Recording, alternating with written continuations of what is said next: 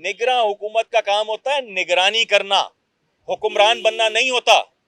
यहाँ एडमिनिस्ट्रेटर लगा दिए सिंध हुकूमत ने, वो हुक्मरान बन गए।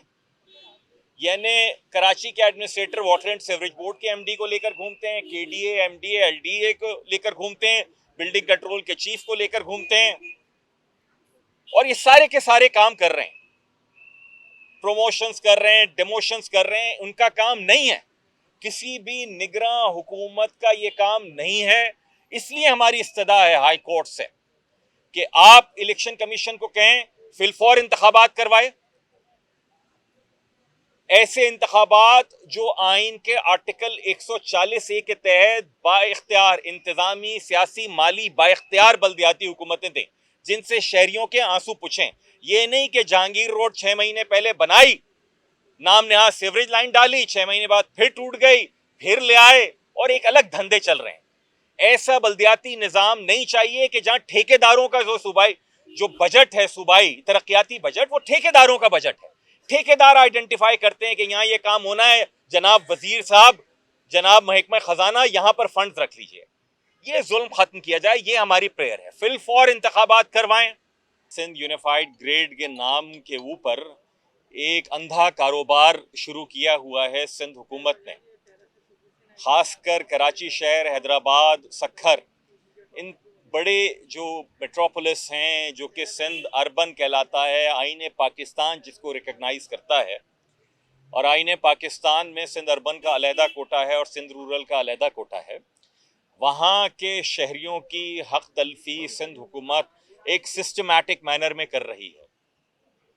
आपके इल्म में है कि सिंध हुकूमत ने एक दो धारी तलवार इस्तेमाल करती है। एक तरफ तो वो मुख्तलिफ भर्तियाँ उस कोटे की खिलाफ वर्जी के तहत करती है, और दूसरा इंतहाई अहम पटिशन जो हमारी मौजूद है ख्वाजा इज़हारुल हसन साहब की खुद, कि सिंध अर्बन के भी वो जाली डोमिसाइल अपनी सरकारी सरपरस्ती में बनवा कर यहाँ इन शहरों के डिवीजन्स के जो मकामी रहने वाले हैं, जिन लड़कों का, लड़कियों का, जिन बच्चों का, बच्चियों का हक है यहाँ की मुलाजमतों पर, उनकी भी हक तलफी करती है।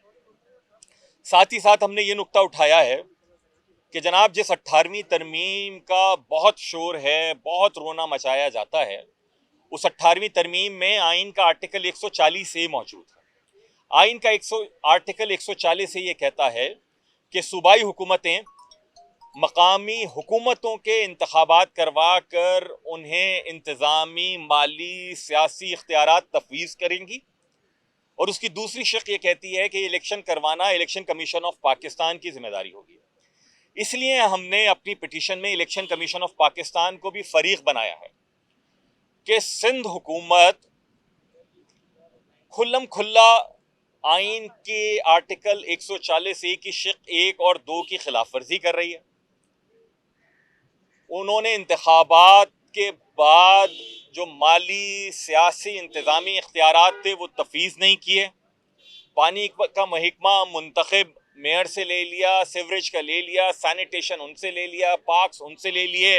अब इनकी ख्वाहिश है स्कूल ले लें, हस्पताल ले लें, कब्रिस्तान ले लें, और ये सारे के सारे काम, और काम से मुराद वो काम है जो सिंध सरकार में 13 साल से हो रहा है, खुल्लम खुल्ला हो रहा है, और किसी अदालत में कोई उनको पूछने वाला नहीं है, कोई नायब पूछने वाला नहीं है, सब मिली भगत है जो यहाँ चल रही है। और दूसरा, इलेक्शन कमीशन ऑफ पाकिस्तान की जिम्मेदारी है कि आप इलेक्शन करवाएं।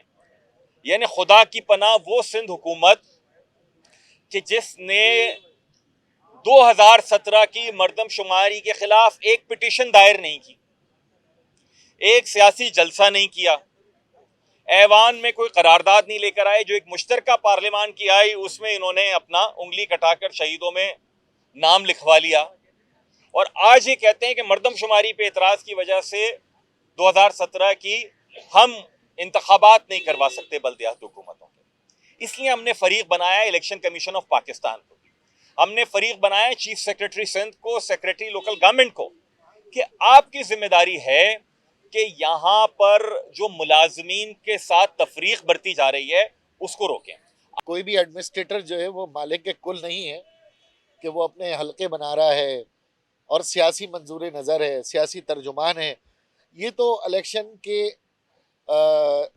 एक्ट 230 की खिलाफ वर्जी।